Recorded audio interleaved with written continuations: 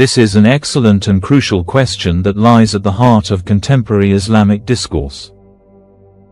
The process of reform and engaging with modernity, without compromising on core tenets like the prohibition of shirk, associating partners with God, and haram, the forbidden, is known as tashdid, renewal, and ilah, reform. The key is to understand that Islam distinguishes between al-thawabit, the immutable, unchanging core beliefs, aqidah, acts of worship, ibadat, and clear, unequivocal moral prohibitions, e.g., prohibition of murder, adultery, alcohol, shirk. Al-mutaghayyirat, the mutable, matters related to worldly transactions, muamalat, governance, social organization, and science, which are open to interpretation and change with time and context. Here is a framework for how the Muslim world can reform and engage with contemporary times while holding fast to its foundational principles. 1. Reactivating ijtihad, independent critical reasoning. What it is? Ijtihad is the diligent effort to derive legal rulings from Islamic sources for new situations. Its decline in history led to stagnation. How it works: scholars qualified in the Quran, Sunnah, Arabic language, and the objectives of Sharia, Maqasid al-Sharia, use these tools to address modern challenges. This is not about changing the Quran or Sunnah, but about understanding and applying their eternal principles to new contexts, e.g., bioethics, digital finance, environmental law. 2. Focusing on Maqasid al-Sharia, the higher objectives of Islamic law. This is the most powerful tool for reform.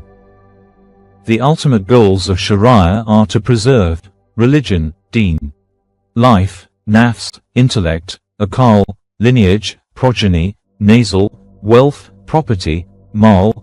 Many contemporary scholars add dignity and environment.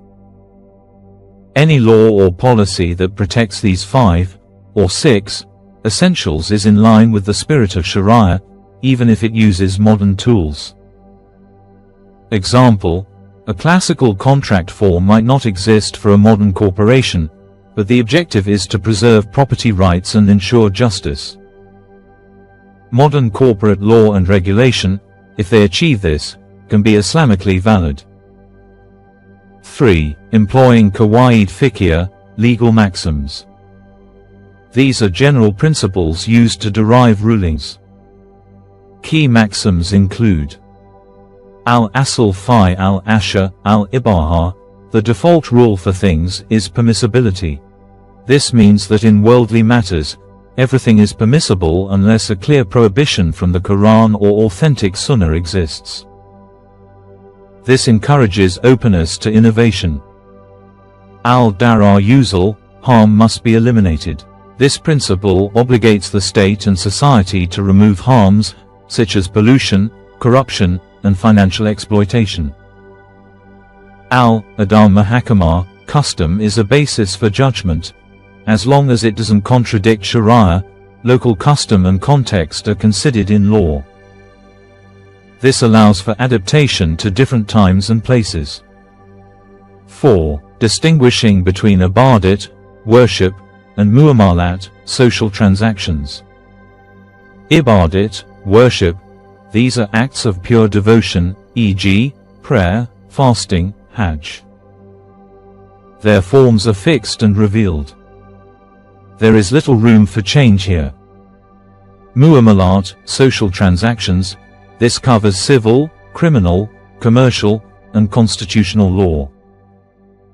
This area is highly flexible and adaptable. The principle here is, everything is permissible unless proven otherwise. Practical areas of reform grounded in Islamic principles. A. Governance and political systems. Principle: Shura, consultation, and adl, justice.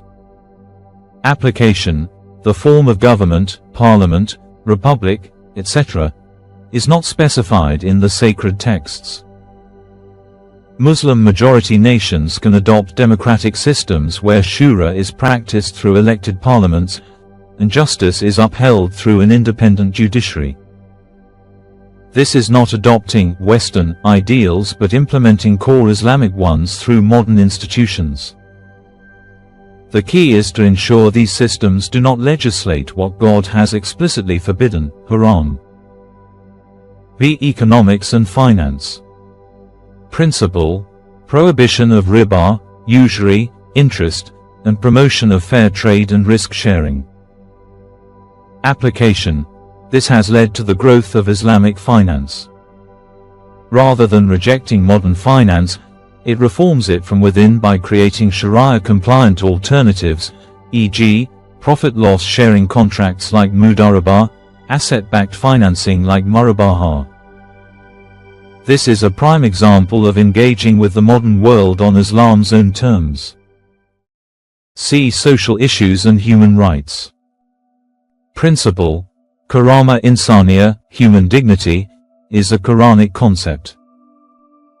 Application: protecting the rights of women, minorities, and children can be achieved through a modern rereading of the texts. For example, O Women's Rights, re-emphasizing the Quran's revolutionary spirit that granted women property and inheritance rights. This involves distinguishing between eternal principles, justice for women, and historical, context-specific applications. O minority rights. The classical concept of dhimmi can be evolved through the modern covenant of citizenship, muwatanah, which grants equal rights and duties to all citizens within a nation-state, fulfilling the higher objective of justice. D. Science and technology. Principle: the Quran encourages the pursuit of knowledge and reflection on the universe. Say, travel through the land and observe how he began creation. Quran 29:20. Application: there is no conflict between Islam and empirical science. The Muslim world can wholeheartedly embrace scientific research, technological innovation, and critical thinking as a religious duty to understand God's creation and solve human problems. Ethical guidelines derived from Sharia can govern fields like AI and biotechnology. The path forward. Reforming to be current with contemporary times does not mean compromising on Tawheed, monotheism, or making the haram permissible. It means 1. Returning to the sources, a dynamic engagement with the Quran and Sunnah, using the tools of ijtihad and maqasid. 2. Confidently distinguishing form from substance. Understanding that many Islamic laws are about achieving objectives, justice, mercy, benefit, and their specific historical forms can change. 3. Taking ownership of modernity. The Muslim world doesn't need to be a passive recipient of Western modernity. It can actively create an alternative modernity, one that is technologically advanced, politically just, economically fair, and socially responsible, but is rooted in its own ethical and spiritual values. This is a challenging but essential journey that requires intellectual courage, deep religious knowledge, and a firm belief that the principles of Islam are eternal and robust enough to guide humanity in every age.